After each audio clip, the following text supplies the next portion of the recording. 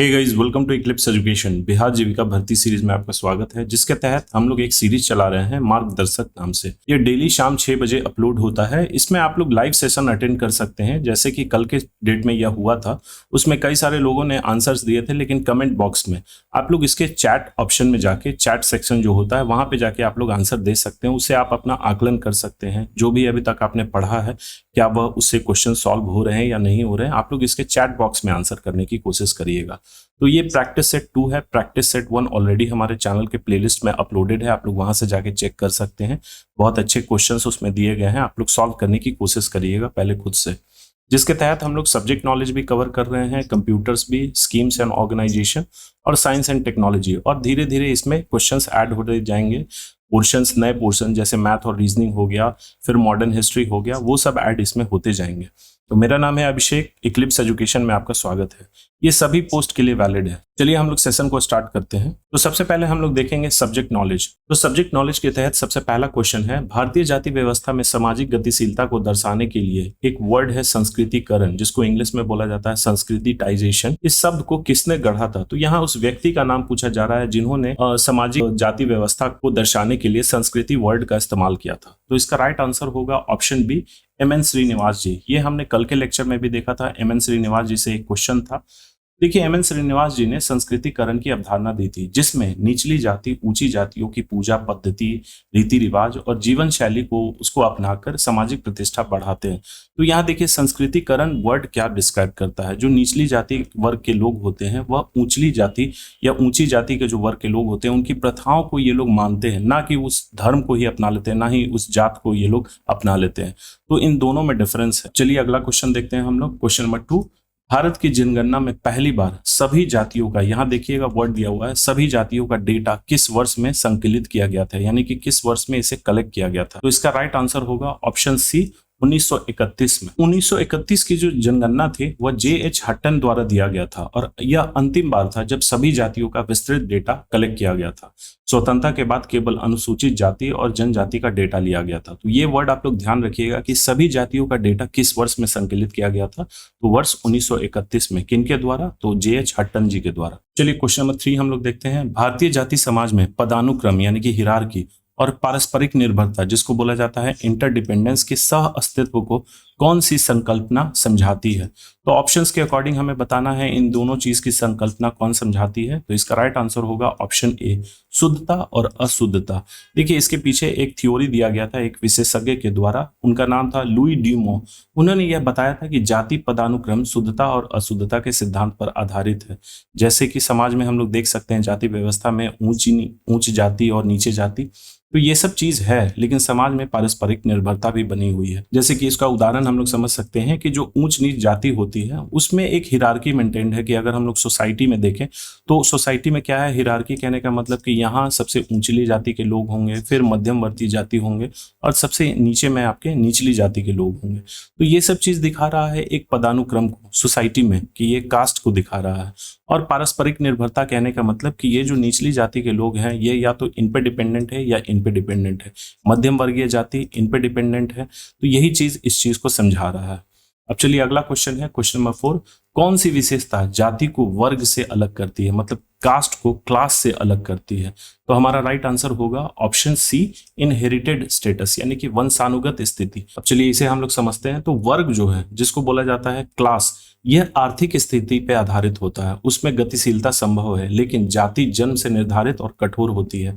जैसे कि इसको सिंपल भाषा में समझिए, क्लास जो है वह क्या होती है, आपके इकोनॉमिक कंडीशन पे डिपेंड करती है कि आपकी फैमिली की इनकम कितनी है, आपकी इनकम कितनी है, आप कितना कमा रहे हैं, उसी हिसाब से आपका क्लास डिसाइड होता है कि आप फर्स्ट क्लास लोगों में काउंट होते हैं, सेकंड क्लास में, या फिर आप लोअर क्लास में काउंट होते हैं। लेकिन वही कास्ट जो है, कास्ट क्या है कि जन्म के साथ ही निर्धारित होती है। जो इस पीढ़ी के कास्ट हैं वही अगले पीढ़ी के भी रहेंगे और उससे पिछली पीढ़ी के, ये चीज चलते आता है। इसको हम लोग चेंज नहीं कर सकते। ऐसा नहीं कि इस कास्ट में है तो आप किसी और कास्ट में कन्वर्ट हो जाइएगा, ऐसा नहीं होता। लेकिन कास्ट, क्लास क्या है, वर्ग, वो आप लोग चेंज कर सकते हैं कि अगर इस पीढ़ी के जो जनरेशन है वह अगर गरीब है तो अगले पीढ़ी जरूरी नहीं है कि वह गरीब ही रहे, वह उनकी कैपेबिलिटी पे डिपेंड करता है, उनके सक्सेस पे डिपेंड करता है कि अगर वो सक्सेसफुल हैं तो वो जाहिर सा बात है गरीबी रेखा से बाहर आएंगे और उनका क्लास चेंज हो जाएगा, लेकिन ये जाति उनका कभी नहीं चेंज होगा। अब अगला क्वेश्चन है, भारत में गरीबी रेखा का अनुमान लगाने वाले सबसे पहले व्यक्ति कौन माने जाते हैं? तो इसे स्टार मार्क कर लीजिएगा, ये देखिए एग्जाम में इससे क्वेश्चन आने की संभावना है। तो इसका राइट आंसर होगा ऑप्शन ए, दादा भाई नौरोजी। भारत में गरीबी रेखा का अनुमान सबसे पहले इन्होंने ही लगाया था। अपनी प्रसिद्ध पुस्तक poverty and un British rule in India, जो कि 1901 में प्रकाशित हुई थी, उसमें उन्होंने बताया था कि किस प्रकार ब्रिटिश आर्थिक नीतियों के कारण भारत से संपत्ति का बाहर जाना हो रहा है, जिसको इन्होंने बोला था ड्रेन ऑफ वेल्थ थ्योरी। अपने जो उनका लॉजिक था उस तर्क को मजबूत करने के लिए उन्होंने मिनिमम यानी कि न्यूनतम जीवन जीविका स्तर, सबसिस्टेंस लेवल जिसको बोलते हैं, उसकी आय का अनुमान लगाया था, जिसे गरीबी रेखा की तरह ही माना जाता है। लेकिन बाद में क्या हुआ था कि इसको चेंज कर दिया गया था, क्योंकि यह बहुत ही सिंपल था और बहुत प्राइमरी नेचर में था, ये गरीबी की गहराई को नहीं नापता था। उन्होंने प्रति व्यक्ति वार्षिक आय लगभग 16 रुपए से 35 रुपए बताया था। सोचिए ये 1901 की बात है। तो ये बेसिकली 16 से 35 रुपया ये भोजन, वस्त्र आदि जैसे बुनियादी आवश्यकताओं को पूरा करने के लिए आवश्यक था। उनका जो ये पद्धति था ये बहुत ही सिंपल था, इसीलिए धीरे धीरे बाद में जाके जो समाजशास्त्री थे या फिर आपका थ्योरिस्ट थे उन्होंने इसको चेंज कर दिया। लेकिन ये सबसे पहला साइंटिफिक प्रयास था गरीबी रेखा का आकलन करने के लिए। अब चलिए क्वेश्चन नंबर 6 हम लोग देखते हैं। सापेक्ष गरीबी, जिसको इंग्लिश में बोला जाता है रिलेटिव पॉवर्टी, की गणना किसके आधार पर की जाती है? तो ऑप्शंस के अकॉर्डिंग हमें बताना है। इसका राइट आंसर होगा ऑप्शन बी, समाज के भीतर आय असमानता। तो देखिए कल के लेक्चर में मैंने बहुत अच्छे से समझाया था कि रिलेटिव पॉवर्टी क्या होता है, सापेक्ष गरीबी क्या होता है। तो ये बेसिकली ऐसी गरीबी होती है जिसमें आय असमानता दर्शाई जाती है, गरीबों की स्थिति अमीरों के मुकाबले में आंकी जाती है। तो इसमें हमेशा कंपेयर किया जाता है। जैसे आप भी अगर अपने आप को कंपेयर करते हैं किसी से, तो हो सकता है किसी दोस्त से आप अमीर होंगे, किसी दोस्त से आप गरीब होंगे। वो आप क्या कर रहे हैं, कंपेयर कर रहे हैं, उससे रिलेट करके देख रहे हैं कि वह कितना, अगर मेरे पास ये चीज़ है, अगर आपके पास बाइक है और उसके पास बाइक नहीं है, तब वो मेरे से गरीब है। लेकिन ऐसा नहीं कि वह समाज में गरीब है, वह आपसे गरीब है। और अगर आपके पास बाइक है और आपके एक फ्रेंड के पास कार है, तो वह आपसे अमीर है, लेकिन वह समाज में अमीर नहीं है। तो ये चीज़ आप कंपेयर कर रहे हैं, उसको रिलेट करके देख रहे हैं अपने साथ। लेकिन वही सोसाइटी में अगर देखा जाता है कि इसको ओवरऑल प्रोसेस में, तो हम लोग किसी को समाज में देखते हैं कि कितने लोग अमीर हैं। अमीर का एक डेफिनेशन होता है, कितने लोग अमीर हैं, उनके पास बेसिक जो फैसिलिटीज़ है वो हद से ज़्यादा है। लेकिन उनसे कंपेयर करके देखा जाता है बाकी लोगों को कि क्या उनके पास ये चीज़ है या नहीं है, इसीलिए वो लोग जो है गरीब है। ये हुआ रिलेटिव पॉवर्टी का कंसेप्ट। अब अगला क्वेश्चन है, निम्नलिखित में से कौन सा भारत में गरीबी मापने की एक प्रोसेस नहीं है, इसके जरिए भारत में गरीबी नहीं नापी जाती? तो इसका राइट आंसर होगा option D, human development index. Human development index जो है यह स्वास्थ्य, शिक्षा और आय को मापता है, ना कि सीधे गरीबी को। देखिए इसके डेटा को हम लोग कैलकुलेट करके ये निकाल सकते हैं कि गरीबी कितनी है, लेकिन ये डायरेक्टली नहीं निकल सकता, इसीलिए HDI कभी भी कैलकुलेट नहीं किया जाता। बाकी जो ऑप्शंस हैं इसके जरिए हम लोग गरीबी नापते हैं। सबसे पहला है आपका हेड काउंट रेशियो।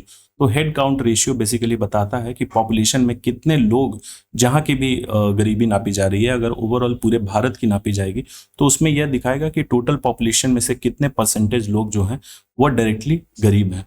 दूसरा क्या है, पॉवर्टी गैप इंडेक्स। तो ये गरीबी अंतराल सूचकांक इससे एडवांस्ड है, हेड काउंट रेशियो से एडवांस्ड है।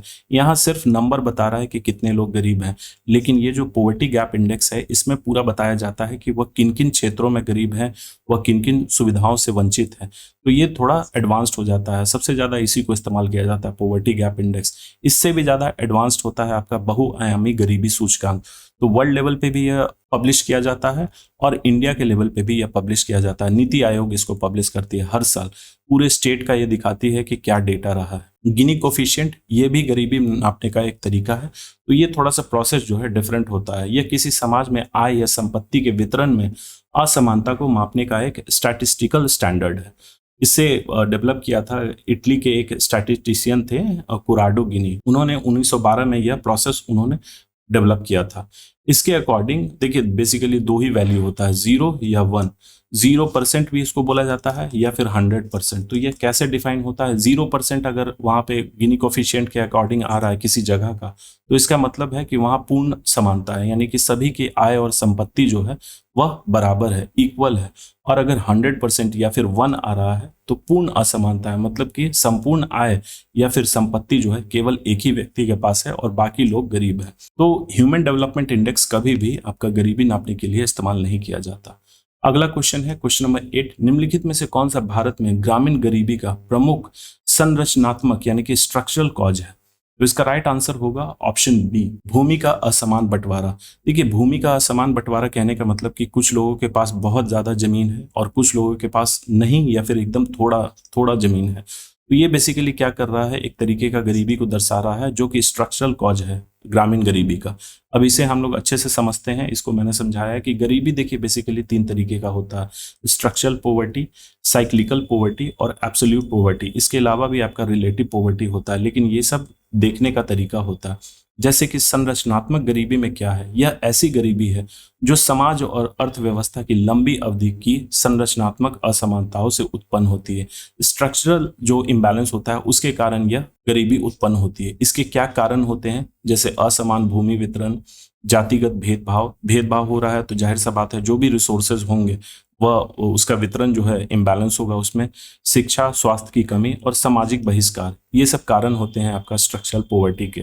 इसका क्या नेचर होता है, तो यह स्थायी होता है, पीढ़ी दर पीढ़ी यह चलती है। तो ये बहुत ही खतरनाक होता है स्ट्रक्चरल पॉवर्टी। इस सरकार इस पे बहुत ज्यादा फोकस कर रही है। जैसे इसका एग्जाम्पल हम लोग देखते हैं, भूमिहीन दलित मजदूर जो मेहनत करने के बावजूद भी गरीबी से बाहर वो लोग नहीं निकल पाते। अब दूसरा गरीबी है आपका चक्रीय गरीबी, जिसको बोलते हैं साइक्लिकल पॉवर्टी।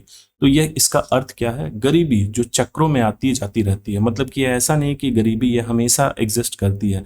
हो सकता है उस इंसान के लाइफ में वह किसी समय आए और अगले समय वह चला जाए, फिर वह लौट के आता है। तो यह आते जाते रहती है। इसका कारण क्या है, जैसे मौसमी बेरोजगारी, फसल खराबी या फिर आर्थिक मंदी या प्राकृतिक आपदाएं। तो प्राकृतिक आपदाएं जैसे हमने लॉकडाउन के समय देखा था, 3 महीने 4 महीने तक कंप्लीटली लॉकडाउन स्टेटस में था। उस समय डेली वेज अर्नर जो है उनके पास सेविंग्स के नाम पे कुछ नहीं होता, तो वो किस तरीके से अपना दिनचर्या चलाते। तो वो क्या हो गया आपका साइक्लिकल पॉवर्टी।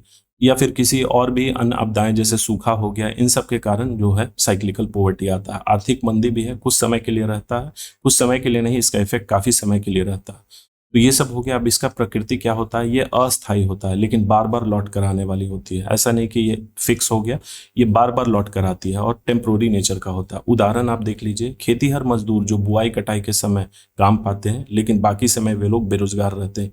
इसीलिए वो लोग मौसमी प्रवासन करते हैं, दूसरे जगह जाके काम की तलाश में रहते हैं। वहां काम मिलता भी है और नहीं भी मिलता। अब अगला है निरपेक्ष गरीबी यानी कि एब्सोल्यूट पॉवर्टी। जब व्यक्ति अपनी न्यूनतम जीवन आवश्यकताएं जैसे कि भोजन हो गया, वस्त्र हो गया, आवास यानी रोटी, कपड़ा और मकान को पूरा नहीं कर पाता, वह होता है एब्सोल्यूट पॉवर्टी। इसका कारण क्या है, बहुत कम आय, गरीबी रेखा से नीचे रहना। तो गरीबी रेखा जैसे हमने कल के सेशन में पढ़ा था कि बहुत सारे समिति इस पे कुछ ना कुछ सिफारिश दिए थे कि इतना कैलोरी अगर कोई इंसान एक दिन में ले रहा है, इससे कम ले रहा है, तो वह गरीबी रेखा के नीचे है।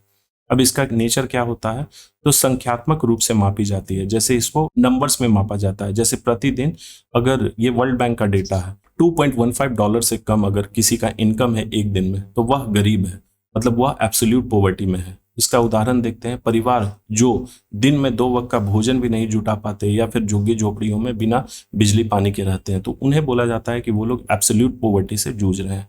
अब चलिए अगला क्वेश्चन देखते हैं, क्वेश्चन नंबर 9, रंगराजन समिति 2014 के अनुसार भारत में लगभग कितनी गरीबी थी? तो इसका राइट आंसर होगा ऑप्शन बी, 22%। देखिए, रंगराजन समिति आई थी 2014 में, उससे पहले आई थी तेंदुलकर समिति। तो तेंदुलकर समिति ने 2011-12 में लगभग उन्होंने यह किया था, आकलन किया था कि 22% गरीबी है। उस समय के बाद बहुत ज्यादा यह डेटा जो था बहुत ज्यादा फेमस नहीं हुआ था, इसमें बहुत सारी चीजें ऐड नहीं हुई थी। जब रंगराजन समिति आई आपका 2014 में, तो उन्होंने तेंदुलकर समिति के जो सिफारिश थे उसको बहुत अच्छे तरीके से उन्होंने स्टडी किया और उन्होंने बताया कि नहीं, भारत में जो टोटल गरीबी है वह 22% है। अब चलिए अगला क्वेश्चन हम लोग देखते हैं। अगला क्वेश्चन है थोड़ा सा कंसेप्चुअल है, इसे ध्यान से देखिएगा। निम्नलिखित में से कौन सा ग्रामीण अर्थव्यवस्था में द्वैतवाद यानी डुअलिज्म को दर्शाता है? तो इसका राइट आंसर होगा ऑप्शन ए, यानी कि आधुनिक यंत्रीकृत खेती और पारंपरिक निर्वाह कृषि का सह-अस्तित्व। ये दोनों चीज आपका रूरल इकोनॉमी यानी ग्रामीण अर्थव्यवस्था में देखने को मिलता है। जैसे कि आधुनिक यंत्रीकृत खेती कहने का मतलब कि अगर वो बहुत लार्ज लेवल पे एग्रीकल्चर कर रहे हैं, मतलब कि वो कमर्शियल रूप से, तब जाहिर सा बात है कि उसके प्रोडक्शन के लिए, उसकी उत्पादकता बढ़ाने के लिए वो लोग मैकेनिज्म का इस्तेमाल करेंगे, मशीनरी का इस्तेमाल करेंगे और मॉडर्न टेक्नोलॉजी का इस्तेमाल करेंगे खेती में, जैसे कि आपका सोलर पंप वगैरह हो गया, ड्रिप इरिगेशन, स्प्रिंकलर, ये सब चीज़ इस्तेमाल करेंगे। लेकिन वही क्या है, ट्रेडिशनल सबसिस्टेंस फार्मिंग कहने का मतलब कि पारंपरिक निर्वाह कृषि। तो निर्वाह कृषि क्या होती है? एक ऐसी कृषि पद्धति होती है जिसमें लोग उपजाते तो हैं, कृषि करते हैं, लेकिन वह बिजनेस के पर्पज से नहीं बल्कि अपने फैमिली के कंजम्पशन, जो उनके फैमिली है उनके उपभोग के लिए। तो मोस्टली हमें यही देखने को मिलता है, लेकिन साथ में हमें ये भी देखने को मिलता है आधुनिक यंत्रीकृत खेती। चलिए, यहाँ कंप्लीट हुआ हमारा subject knowledge block project manager का 10 क्वेश्चंस। अब हम लोग आते हैं कंप्यूटर फंडामेंटल्स पे। तो कंप्यूटर फंडामेंटल का पहला क्वेश्चन है आपका क्वेश्चन नंबर 11। जब आप कंप्यूटर पर प्रिंट कमांड देते हैं और सिस्टम तुरंत डॉक्यूमेंट प्रिंटर को भेज देता है, तो कंप्यूटर संरचना का कौन सा हिस्सा इस क्रिया को संभालता है? देखिए, बेसिकली ये स्टेटमेंट में दे रखा है, लेकिन इसे आप लोग समझने की कोशिश करिए सिंपल भाषा में। यहाँ क्या बोल रहा है कि हम लोग इंस्ट्रक्शन देते हैं प्रिंट करने के लिए, वह प्रिंटर के पास जाता है, तो वो प्रिंटर के पास बेसिकली वो क्या करेगा, किस तरीके का हमारा प्रोसेस जो है वह संभालेगा? तो इसका राइट आंसर है आउटपुट इकाई। तो बेसिकली प्रिंटर क्या है? एक आउटपुट डिवाइस है। हम लोग कोई भी डॉक्यूमेंट है जो अपने कंप्यूटर पे बना रहे हैं उसको, वह इलेक्ट्रॉनिक फॉर्म में होता है, उसको हमें प्रिंट करना है, यानी कि एक पेज पे उसको प्रिंट करना है हार्ड कॉपी के रूप में। तो जाहिर सा बात है कि हम लोग आउटपुट यूनिट के जरिए ही इसको ये कर पाएंगे, यानी प्रिंटर के जरिए ही ये कर पाएंगे। क्वेश्चन बेसिकली यही पूछ रहा था। अब अगला क्वेश्चन है, जब आप एटीएम कीपैड, जो एटीएम में हम लोग यूज करते हैं, उसमें एक कीपैड होता है आपका एटीएम में, उसमें हम लोग पिन दर्ज करते हैं और बैंक सर्वर उसे प्रोसेस करता है, तो कंप्यूटर संरचना का कौन सा क्रम अपनाया गया है? यहाँ बेसिकली प्रोसेस पूछ रहा है कि हम लोग एटीएम में जाते हैं, एटीएम कार्ड इंसर्ट करते हैं, फिर अपना पिन जो होता है वह एंटर करते हैं, फिर उसके बाद हम लोग अमाउंट देते हैं। कई सारे एटीएम में ये भी फैसिलिटी रहता है कि आप कौन सा नोट चाहते हैं, 500 का नोट चाहते हैं या फिर 100 का नोट चाहते हैं, तो ये भी ऑप्शन रहता है। ये सब चीज़ एंटर करने के बाद कंप्यूटर उसको प्रोसेस करता है और फिर हमें आउटपुट, जो अमाउंट मांगा था वो हमें मिलता है। तो ये प्रोसेस बेसिकली पूछ रहा है स्टेप्स। तो इसका राइट आंसर होगा ऑप्शन बी। पहले हम लोग इनपुट करते हैं पिन, उसके बाद जो मशीन रहता है कंप्यूटर वह उसको प्रोसेस करता है और फिर आउटपुट के जरिए हमें अमाउंट मिलता है। अब चलिए अगला क्वेश्चन देखते हैं, क्वेश्चन नंबर 13। एक मोबाइल ऐप डेवलपर, मतलब कि कोई एक सॉफ्टवेयर डेवलपर है जो मोबाइल ऐप्स डेवलप करता है, उसने जावा में कोड लिखा। तो जावा एक तरीके का प्रोग्रामिंग लैंग्वेज है जिसके तहत कोई प्रोग्राम डिजाइन किया जाता है, उसमें कोड लिखा जाता है और प्रोग्राम पहले कंपाइल फिर जेवीएम, जेवीएम मतलब जावा वर्चुअल मशीन द्वारा इंटरप्रेट होता है। तो जावा किस प्रकार की भाषा है? देखिए, इस जो स्टेटमेंट लिखा हुआ है इसे मैं आसान भाषा में समझाता हूँ कि एक सॉफ्टवेयर डेवलपर है, वह एक मोबाइल ऐप डेवलप करने के लिए जावा में प्रोग्रामिंग करता है, कोड लिखता है। उसके बाद वह जो प्रोग्राम है वो पहले कंपाइल होता है। कंपाइल कहने का मतलब कि वह जो पोर्शंस में उसने लिखा है वह एक जगह एकत्रित किया जाता है। यहाँ पे कंपाइल लिखा हुआ है, ना कि कंपाइलर। कंपाइलर एक अलग चीज होता है और कंपाइल का मतलब अलग होता है। तो कंपाइल मतलब अलग अलग टुकड़े को एक जगह एकत्रित करना। उसके बाद जावा वर्चुअल मशीन द्वारा इंटरप्रेट होता है। तो जावा वर्चुअल मशीन एक तरीके का सॉफ्टवेयर ही होता है जावा कोड के अंतर्गत, जो क्या करता है, जो भी उसमें कोड लिखा गया है उसको वो मशीन लैंग्वेज में कन्वर्ट करता है, इंटरप्रेट करता है लाइन बाय लाइन। इंटरप्रेटर हमेशा लाइन बाय लाइन कन्वर्ट करता है मशीन लैंग्वेज में, और कंपाइलर क्या है कि पूरा प्रोग्राम को एक ही बार स्कैन करके वो कन्वर्ट कर देगा। यहाँ पूछ रहा है क्वेश्चन में बेसिकली कि जावा किस प्रकार की भाषा है? तो यह एक हाई लेवल लैंग्वेज है। हाई लेवल लैंग्वेज कहने का मतलब कि यह जैसा भाषा हम लोग इस्तेमाल कर रहे हैं ठीक उसी तरीके का भाषा में कोडिंग किया जाता है, प्रोग्राम लिखा जाता है। लो लेवल लैंग्वेज जितना मशीन उसको समझ सकता है, इजिली समझ सकता है, जैसे कि आपका मशीन लैंग्वेज हो गया 0 और 1। कंप्यूटर क्या है, हमेशा चाहे वो कितना भी एडवांस्ड कंप्यूटर हो जाए, हमेशा 0 और 1 को ही समझता है। चाहे आप कोई सा भी आप प्रोग्राम दीजिए, उसके पास फाइनली 0 और 1 के ही रूप में पहुंचता है। तो ये हो गया आपका लो लेवल लैंग्वेज में मशीन लैंग्वेज। और दूसरा था आपका असेंबली लैंग्वेज, जिसमें कुछ निमोनिक कोड्स का इस्तेमाल किया जाता था। जैसे कि अगर हमें ऐड करना है तो हम लोग ऐड 1 और कॉमा 2 देते हैं। तो इसका मतलब होता है कि ऐड करिए 1 में 2, ना कि 2 में 1। तो यहाँ ऐड में तो सिंपल हो रहा है कि 1 में 2 ऐड करिए या 2 में 1 ऐड करिए ये, लेकिन यहीं पे अगर हम लोग सब्ट्रैक्ट कर देंगे, SUB लिखेंगे, तब तो यहाँ डेफिनेशन चेंज हो जाएगा। तो इसीलिए ये एक तरीके का सिस्टम फॉलो करना होता था इस कोड के जरिए असेंबली लैंग्वेज में। तो जावा जो है एक प्रकार का हाई लेवल लैंग्वेज है। अब चलिए अगला क्वेश्चन है, क्वेश्चन नंबर 14। एक कंपनी को भारी कैलकुलेशन करने वाला रियल टाइम मौसम पूर्वानुमान मॉडल चलाना है, उन्हें किस प्रकार का कंप्यूटर चुनना चाहिए? तो ये मैंने टाइप्स ऑफ कंप्यूटर में बहुत अच्छे से समझाया था कि हर कंप्यूटर की क्या विशेषता होती है, वह किस तरीके के काम में इस्तेमाल किया जाता है। तो यहाँ बेसिकली एक ऑर्गेनाइजेशन है, एक कंपनी है, वो क्या कर रही है, रियल टाइम वेदर फोरकास्टिंग करना चाहती है, ऐसा मॉडल वो बनाना चाहती है। तो वो किस तरीके का कंप्यूटर का इस्तेमाल करेगी? इसका राइट आंसर होगा ऑप्शन ए, सुपर कंप्यूटर।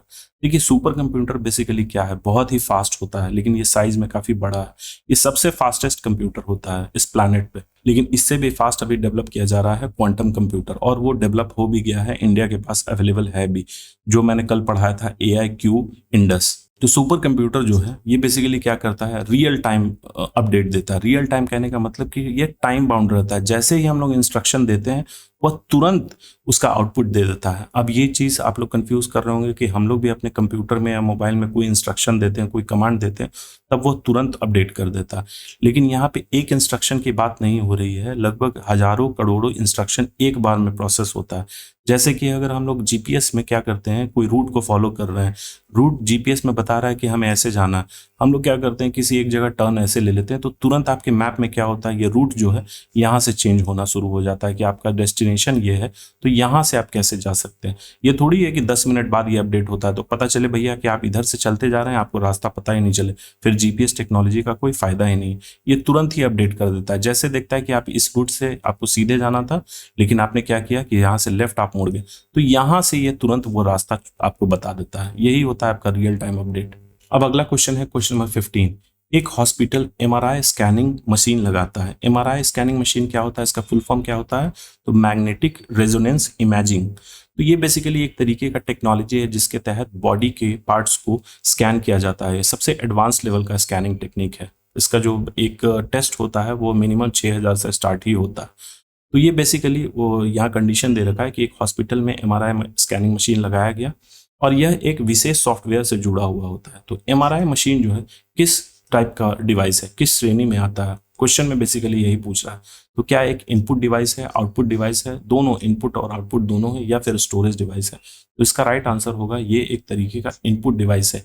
MRI मशीन के जरिए हमें बॉडी के पार्ट्स के इमेजेस जो हो स्कैन करके वह सॉफ्टवेयर के पास भेजा जाता है। तो ये एक तरीके का इनपुट डिवाइस ही हुआ, ठीक एक तरीके का ये एडवांस्ड कैमरा ही होता है। अब चलिए अगला क्वेश्चन है क्वेश्चन नंबर 16। लैपटॉप अचानक बंद हो गया है और सेव ना किया गया डेटा जो है गायब हो गया। वह डेटा किस मेमोरी में था? यहाँ आपको कंडीशन दे दिया गया कि आप लैपटॉप यूज कर रहे हैं, कोई फाइल पे आप काम कर रहे हैं और उस फाइल को आपने सेव नहीं किया और लैपटॉप अचानक से शट डाउन हो गया या फिर बंद हो गया, तो वह जो डेटा है खत्म हो गया, आपका डिलीट हो गया, तो वह डेटा बेसिकली किस मेमोरी में था? तो इसका राइट आंसर होगा ऑप्शन बी, रैम में। वह डेटा जो है आपका रैम में स्थित था, क्योंकि रैम जो है वोलेटाइल इन नेचर होता है। कहने का मतलब कि यह एक अस्थायी मेमोरी होती है। इसमें डेटा तभी तक मौजूद रहती है जब तक हमारा कंप्यूटर ऑन रहता है। जैसे ही कंप्यूटर को हम लोग ऑफ करते हैं या किसी कारणवश वह ऑफ हो जाता है, उसमें से डेटा जो है डिलीट हो जाता है। चलिए अगला क्वेश्चन है क्वेश्चन नंबर 17। एक कार्यालय पुरानी फाइलों को वर्ड डॉक्यूमेंट में बदलने हेतु स्कैनर और OCR सॉफ्टवेयर यानी कि ऑप्टिकल कोड रिकॉग्निशन सॉफ्टवेयर का प्रयोग करता है। यह किस प्रकार की प्रणाली है? देखिए यहाँ प्रोसेस पूछ रहा है बेसिकली। यहाँ मैंने क्वेश्चंस इसी तरीके के रखा है कि जो भी आपने इनपुट आउटपुट के बारे में पढ़ा है उसको आप लोग कंपाइल करके यहाँ पे आंसर देने की कोशिश करिए। तो बेसिकली क्या हो रहा है कि एक ऑफिस है, उसमें पुरानी फाइलें हैं, मैनुअल फाइल, उसको स्कैन करके हम लोग ऐसे फॉर्मेट में कन्वर्ट कर रहे हैं जिसके जरिए हम लोग क्या कर सकते हैं, उसको हम लोग एडिट कर सकते हैं। तो यहाँ स्कैनर उसको स्कैन करने के लिए हो गया और OCR सॉफ्टवेयर जो है इस स्कैन इमेजेस को एडिट करने के लिए यूज किया जाता है। तो ये किस तरीके का सिस्टम यहाँ पे अपनाया जा रहा है? तो इसका राइट आंसर होगा इनपुट। स्कैनर के जरिए हम लोग इनपुट कर रहे हैं और फिर सॉफ्टवेयर प्रोसेसिंग कर रहे हैं। अब चलिए अगला क्वेश्चन है क्वेश्चन नंबर 18। एयरपोर्ट जो सिक्योरिटी चेक होता है उसके दौरान एक सिस्टम में सामान को एक्सरे मशीन से स्कैन करना होता है। तो ये हमने एयरपोर्ट पे भी देखा है, कई जगह रेलवे स्टेशन में भी ये है और मेट्रो स्टेशन पे तो ये खास करके रहता है। तो उसमें क्या है कि आप एंटर कर रहे हैं स्टेशन में, तो पहले आपको लगेज को स्कैन करवाना पड़ता है और स्क्रीन पर उसका इमेज दिखता है। तो कौन सा संयोजन सही है? मतलब कि यहाँ प्रोसेस पूछ रहा है कि कॉम्बिनेशन कौन कौन सा चीज होता है। तो इसका राइट आंसर होगा ऑप्शन ए।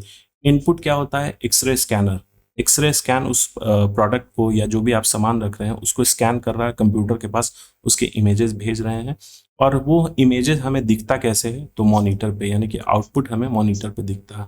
यही चीज यहाँ पूछा जा रहा है। अब चलिए अगला क्वेश्चन है। एक ऑनलाइन गेम खेलते वक्त आपका कंप्यूटर खिलाड़ी का डेटा और स्कोर अस्थायी रूप से तेजी से प्राप्त करने हेतु संग्रहित करता है। यह कौन सी स्मृति है? कहने का मतलब कि ये किस तरीके का मेमोरी है। जब आप कोई ऑनलाइन गेम खेल रहे हैं तो उस समय आपका कंप्यूटर क्या है कि प्लेयर का डेटा जो है सेव करते जा रहा है और साथ में स्कोर भी सेव कर रहा है।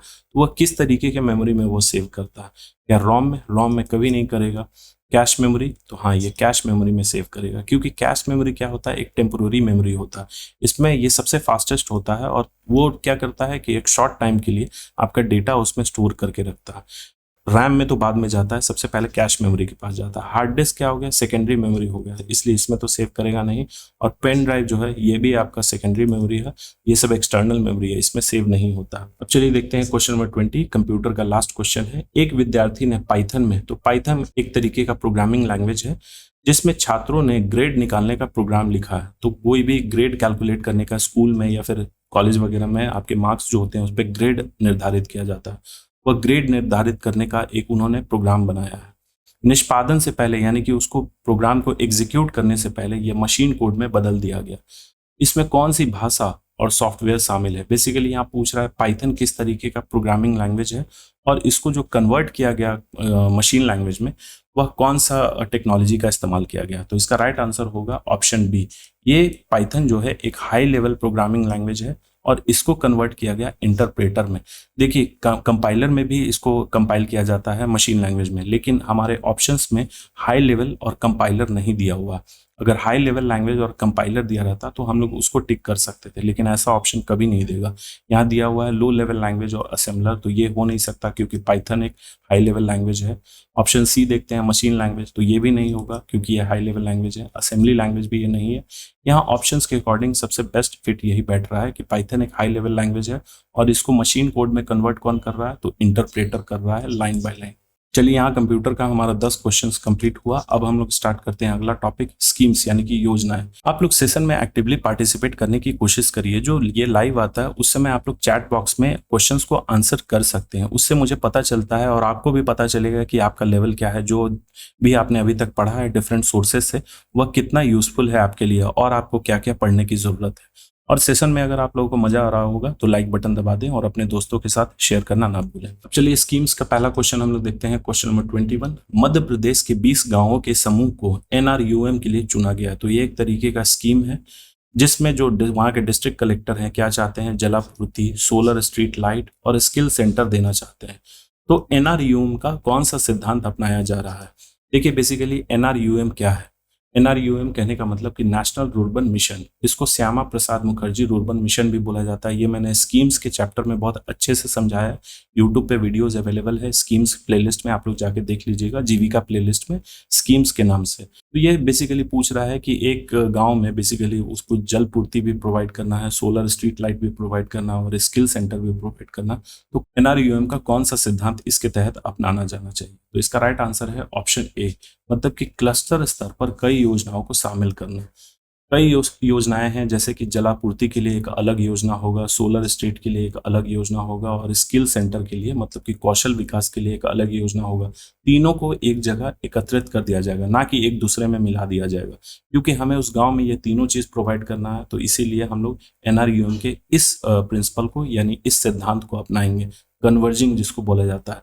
ब्लॉक प्रोजेक्ट मैनेजर के सब्जेक्ट नॉलेज में इस कन्वर्जिंग को बहुत अच्छे से बताया गया है क्योंकि आपके सिलेबस में दिया गया है। आगे के वीडियोस में मैं अपलोड कर दूंगा। अब चलिए इस एनआरयूएम के बारे में थोड़ा सा फैक्ट हम लोग जान लेते हैं। तो इसको लॉन्च किया गया था वर्ष 2016 में ministry of rural development government of India के द्वारा। इसका उद्देश्य क्या है? तो जो ग्रामीण एरियाज हैं उनको शहरी क्षेत्र जैसा फैसिलिटीज प्रोवाइड करना है, लेकिन ऐसा नहीं कि उसको शहर में हमें तब्दील कर देना है। बस शहर में जो फैसिलिटीज होते हैं उस तरीके से हमें गांव में भी प्रोवाइड करना है फैसिलिटीज को, ना कि हमें गांव को शहर में बदल देना। तो एनआरयूएम का सिद्धांत और उद्देश्य बेसिकली यही था। चलिए अगला क्वेश्चन देखते हैं, क्वेश्चन नंबर 22। बिहार में भूमि विवाद निपटारे के दौरान एसडीएम भूलेख पोर्टल से डिजिटल भूमि अभिलेख देखते हैं। तो बिहार में किसी एक जगह पे भूमि विवाद हो रहा है, वहां पे समझौते के लिए या फिर बहुत ज्यादा विवाद बढ़ गया है, तो एसडीएम है वहां देखिए कि भैया भूमि में बहुत ज्यादा विवाद हो रहा है कि उनका जमीन यहाँ तक है और उनका जमीन यहाँ तक है, ये बहुत बड़े लेवल पे है। उस चीज को सुलझाने के लिए एसडीएम ने क्या किया कि वो बोले कि चलो मैं नक्शा देखता हूँ। तो नक्शा फिजिकली कैरी करने के बजाय उन्होंने भूलेख पोर्टल पे लॉगिन किया और वहां से उस जगह के जो जमीन का नक्शा है वह उन्होंने डिजिटल फॉर्मेट में देखा। यहाँ क्वेश्चन में क्या पूछ रहा है, DILRMP का कौन सा लाभ इसमें झलकता है? तो इसका राइट आंसर है ऑप्शन बी, पारदर्शी और सुलभ भूमि रिकॉर्ड। चलिए अब हम लोग इसे समझते हैं। DILRMP तो इसका फुल फॉर्म होता है digital India land records modernisation programme. यह वर्ष 2008 में लॉन्च किया गया था गवर्नमेंट ऑफ इंडिया के द्वारा। इसे हम लोग हिंदी में क्या बोलते हैं, डिजिटल इंडिया भूमि अभिलेख आधुनिकीकरण कार्यक्रम।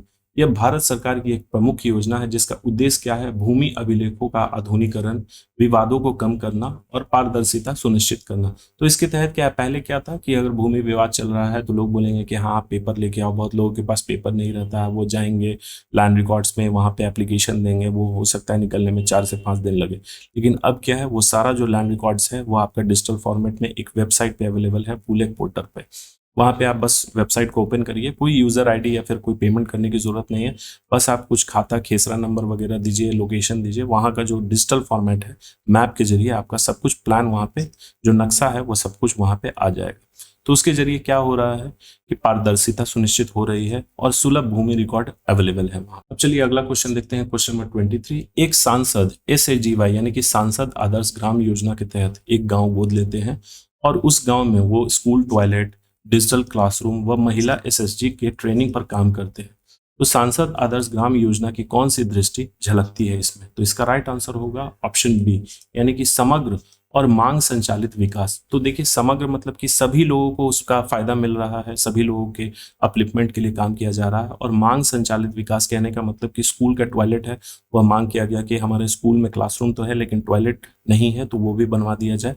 और डिजिटल क्लासरूम भी एक डिमांड ही है, क्योंकि लोग आज के समय में डिजिटल क्लासरूम पे शिफ्ट करते जा रहे हैं। उससे क्या है, पढ़ाने में थोड़ा सहूलियत हो जा रहा है। ये मैं आपको पढ़ा रहा हूँ यूट्यूब पे, तो ये एक डिजिटल फॉर्मेट में ही पढ़ा रहा हूँ। तो इस तरीके का मांग वहाँ पे डेवलप हुआ। तो ये क्या कर रहा है बेसिकली कि समग्र विकास तो कर रहा है और साथ में मांग संचालित विकास भी इसके तहत हो रहा है, सांसद आदर्श ग्राम योजना के तहत। अब इसके बारे में हम लोग थोड़ा सा देख लेते हैं फैक्ट्स। तो ये जो स्कीम है सांसद आदर्श ग्राम योजना, इसे 11 अक्टूबर 2014 में लॉन्च किया गया था। किनके बर्थ एनिवर्सरी के अवसर पर? तो लोक नायक जयप्रकाश नारायण जी के बर्थ एनिवर्सरी के अवसर पर इसे लॉन्च किया गया था। अब इसका उद्देश्य क्या है, तो जो भी MP है, हर MP को एक गांव गोद लेना होता है और यह शर्त है कि वह गांव जो है उनके किसी रिश्तेदार का गांव नहीं होना चाहिए या फिर उनका निर्वाचन क्षेत्र नहीं होना चाहिए। तो वो उनको एक गांव गोद लेना होता है और उनको 2024 तक एक मॉडल विलेज डेवलप करना है, मतलब कि उसको आदर्श ग्राम में डेवलप करना है। उसमें बेसिक सुविधाएं जो है उसमें उनको प्रदान करके उसको एक मॉडल विलेज बनाना है, ताकि लोग सीख सके कि हाँ MP भी काम कर रहे हैं, इनके द्वारा ये सब चीज किया जा रहा है। अब चलिए अगला क्वेश्चन देखते हैं, क्वेश्चन नंबर 24। उत्तर प्रदेश का एक ग्रामीण ड्रोन सर्वे से प्राप्त स्वामित्व कार्ड पाकर उसे बैंक ऋण के लिए गिरवी रखता है। स्वामित्व योजना का कौन सा उद्देश्य पूरा हुआ है यहाँ? बेसिकली स्वामित्व स्कीम के बारे में पूछ रहा है कि उसका उद्देश्य क्या है। तो इसका राइट आंसर होगा ऑप्शन बी, आर्थिक सशक्तिकरण के लिए कानूनी स्वामित्व अधिकार प्रदान करना। अब स्वामित्व स्कीम बेसिकली है क्या, इसे कब लॉन्च किया गया था? तो स्वामित्व स्कीम का फुल फॉर्म होता है survey of village and mapping with improvised technology in village areas. इसको 24 अप्रैल 2020 को लॉन्च किया गया था राष्ट्रीय पंचायती राज दिवस के अवसर पर। और यह किसके द्वारा लॉन्च किया गया था? तो ministry of Panchayati Raj, government of India. इसका उद्देश्य क्या है? तो भूमि विवाद को कम करना, स्वामित्व यानी कि ओनरशिप को स्पष्ट करना और ग्रामीणों को आर्थिक रूप से सशक्त बनाना। तो उससे जब आपने डेटा निकाल रखा है, यहाँ ऊपर दिया गया है कि जब आपने स्वामित्व स्कीम को यूज करके अपने डिजिटल डेटा उसको निकाला अपने जमीन का, तो ये बेसिकली क्या डिनोट कर रहा है कि वह जमीन आपका है, क्योंकि सरकार ने इसको अप्रूव कर दिया और डिजिटली इसको प्रेजेंट भी कर दिया। अब चलिए स्कीम्स का लास्ट क्वेश्चन हम लोग देखते हैं, क्वेश्चन नंबर 25। एक जिलाधीश यानी कि डिस्ट्रिक्ट कलेक्टर 15 गांवों का मॉडल क्लस्टर विकसित करना चाहते हैं। जैसे मॉडल क्लस्टर कहने का मतलब कि 15 गांव को मिला के एक ग्रुप बनाना चाहते हैं, जिसको क्लस्टर बोला जाता है। तो वो डेवलप करना चाहते हैं, जिसके तहत वो क्या करना चाहते हैं, भूमि अभिलेख डिजिटाइज करना चाहते हैं, स्वामित्व कार्ड देना चाहते हैं, वृद्धावस्था पेंशन सुनिश्चित करना चाहते हैं और सांसद की सहभागिता से समग्र विकास करना चाहते हैं। तो किस तरीके का कॉम्बिनेशन ऑफ स्कीम्स वो यूज करेंगे इसमें, क्योंकि मॉडल क्लस्टर आपको बनाना है तो 15 गांव को आपको डेवलप भी करना है। मॉडल क्लस्टर कहने का मतलब यही होता है कि लोग इसको देख के उदाहरण दे कि हाँ भैया वह क्लस्टर जो है डेवलप हुआ है तो हमें भी डेवलप करना है। उसके तहत वो ये सब काम करेंगे, भूमि अभिलेख को डिजिटाइज करेंगे, स्वामित्व कार्ड देंगे, पेंशन सुनिश्चित करेंगे और सांसद जो स्कीम था सांसद आदर्श ग्राम योजना, उसके तहत ओवरऑल डेवलप करना चाहते हैं। तो इसका राइट आंसर होगा ऑप्शन ए, यानी कि national rurban mission. Question number 1 में हमने देखा था फिर DILRMP क्वेश्चन नंबर 2 में हमने देखा था NSAP national social assistant programme के तहत वृद्धावस्था पेंशन जो है वह सुनिश्चित होती है। सांसद आदर्श ग्राम योजना जिसमें ओवरऑल डेवलपमेंट किया जाएगा, और स्वामित्व स्कीम जिसके तहत भूमि अभिलेख जो है वह उसके तहत स्वामित्व कार्ड प्रोवाइड किया जाएगा। तो इन सभी स्कीम्स को यूज करके देखिए, इस तरीके का क्वेश्चन मैंने इसलिए रखा है कि आपका जो कंसेप्ट है वह एक ही क्वेश्चन में आप सारे स्कीम्स के कंसेप्ट को आप यहाँ पे इन्वॉल्व कर लीजिए। चलिए, यहाँ कंप्लीट हुआ हमारा स्कीम्स का टोटल 5 क्वेश्चंस, यानी कि अभी तक हमने 25 क्वेश्चन डिस्कस कर लिया। सबसे लास्ट सेक्शन है साइंस एंड टेक्नोलॉजी, इस पे भी बचे हुए क्वेश्चंस हम लोग कर लेते हैं। तो क्वेश्चन नंबर 26 क्या बोल रहा है, इस भारतीय निजी कंपनी ने वर्ष 2025 में वैश्विक पृथ्वी अवलोकन सेवाओं के लिए कई hyper spectral imaging satellite launch किए हैं। तो यहाँ पूछ रहा है बेसिकली कि ऐसी कौन सी प्राइवेट कंपनी है जिसने कई सारे multiple hyper spectral imaging satellite 2025 में लॉन्च किया है। किस चीज के लिए? तो ग्लोबल अर्थ ऑब्जर्वेशन सर्विसेज के लिए। तो इसका राइट आंसर होगा ऑप्शन बी, पिक्सेल। तो ये एक बेंगलुरु की स्टार्टअप कंपनी है जो 2025 में अपने हाइपर स्पेक्ट्रल सैटेलाइट समूह के 3 उपग्रह स्पेसएक्स रॉकेट के द्वारा लॉन्च किया गया है। स्पेसएक्स आपने नाम सुना है, ये यूएसए का एक रॉकेट है, इलॉन मस्क की कंपनी है स्पेसएक्स, उसके रॉकेट से इसको लॉन्च किया गया है। ये काम क्या करेगी? तो ये कृषि, खनन, पर्यावरण और रक्षा क्षेत्रों के लिए हाई क्वालिटी वाला पृथ्वी ऑब्जर्वेशन डेटा उपलब्ध कराएगी। अब चलिए अगला क्वेश्चन देखते हैं, क्वेश्चन नंबर 27। भार्गव वस्त्र जो 2025 में प्रस्तुत किया गया है किस रक्षा तकनीक से संबंधित है? तो यहाँ पूछ रहा है बेसिकली भार्गव वस्त्र के बारे में। तो इसका राइट आंसर होगा, ये एक तरीके का counter drone micro missile system है। इसके बारे में थोड़ा सा इंफॉर्मेशन हम लोग जान लेते हैं। तो भार्गव वस्त्र भारत का पहला बहुस्तरीय माइक्रो मिसाइल ड्रोन रोधी सिस्टम है जो अनगाइडेड और गाइडेड दोनों प्रकार की मिसाइलों से ड्रोन स्वार्म जो होते हैं और महत्वपूर्ण हवाई लक्ष्यों को नष्ट करता है। तो ये बेसिकली क्या है, किस तरीके का counter drone micro missile system है? ये तो अनगाइडेड और गाइडेड दोनों मिसाइल को यह नष्ट कर सकता है। अब अगला क्वेश्चन है क्वेश्चन नंबर 28। 2025 में एनटीपीसी ने जीवाश्म ईंधन यानी कि बायोफ्यूल इंजन से आगे विविधीकरण करने के लिए किस नए ऊर्जा क्षेत्र में प्रवेश करने की घोषणा की है? तो कल के लेक्चर में हमने देखा था, जो ऑर्गेनाइजेशन है उसमें एनटीपीसी को हमने बहुत अच्छे से डिस्कस किया था।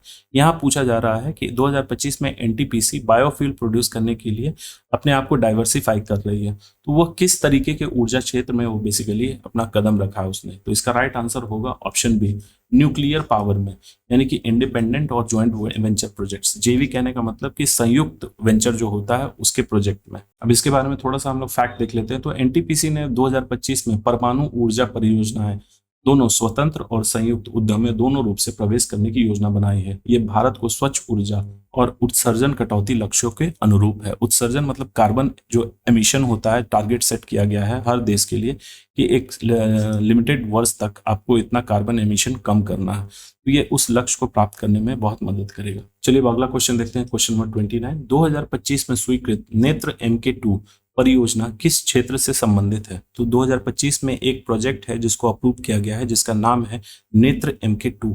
यह सवाल में बेसिकली पूछ रहा है कि यह किस क्षेत्र से संबंधित है। तो इसका राइट आंसर होगा option B, airborne warning and control system. देखिए, ये जो प्रोजेक्ट है MK2 लगभग 20,000 करोड़ की लागत वाली स्वदेशी परियोजना है जिसका उद्देश्य भारतीय वायुसेना के लिए अगली पीढ़ी का एयरबॉर्न वार्निंग सिस्टम और कंट्रोल सिस्टम विकसित करना है। तो भारतीय वायुसेना के लिए एक तरीके का वार्निंग सिस्टम है जो कि एरियल व्हीकल से रिलेटेड है। चलिए इस सीरीज का लास्ट क्वेश्चन यानी क्वेश्चन नंबर 30 हम लोग देखते हैं। 2025 में भारत को उत्सर्जन घटाने और कोयले पर निर्भरता संतुलित करने के लिए किस तकनीक हेतु बड़े प्रोत्साहन दिए गए हैं? तो इसका राइट आंसर होगा option B, carbon capture, utilisation and storage. इसको शॉर्ट फॉर्म में बोला जाता है CCUS। तो एग्जाम में हो सकता है इस तरीके से भी आपको क्वेश्चन आ जाए CCUS। तो इसको 1-2 बार आप लोग अच्छे से याद कर लीजिएगा, इसका नोट्स बना लीजिएगा, तो इस आपको जो क्वेश्चंस हैं इससे रिलेटेड सॉल्व हो जाएंगे। अब इसके बारे में थोड़ा सा हम लोग फैक्ट्स जान लेते हैं। तो भारत ने कार्बन कैप्चर उपयोग और इसके स्टोरेज तकनीक के लिए प्रोत्साहन दिए हैं ताकि उद्योग जो है उत्सर्जन को पकड़कर उसका उपयोग कर सके, जबकि कोयला अभी भी ऊर्जा मिश्रण का प्रमुख हिस्सा है। तो देखिए, कोयला को धीरे धीरे कम किया जा रहा है, अलग सोर्सेज ऑफ एनर्जी पे हम लोग शिफ्ट करते जा रहे हैं, लेकिन फिर भी अभी कोयला जो है उस पर बहुत ज्यादा डिपेंडेंसी है। तो इसको धीरे धीरे हमें कम करना है क्योंकि कोयला जो है बहुत ज्यादा पोल्यूशन क्रिएट करता है और ये टेम्परेचर को बहुत ज्यादा राइज करता है। तो चलिए यहाँ कंप्लीट हुआ हमारा प्रैक्टिस सेट 2 के 30 मोस्ट इंपॉर्टेंट क्वेश्चंस। अब कल के डेट में यानी कि कल शाम में 6 बजे प्रैक्टिस सेट 3 लाऊंगा। आप लोग सेशन के साथ बने रहिएगा और कोशिश करिएगा आंसर करने के लिए। So thank you for watching. Please subscribe, share और लाइक करना ना भूलें।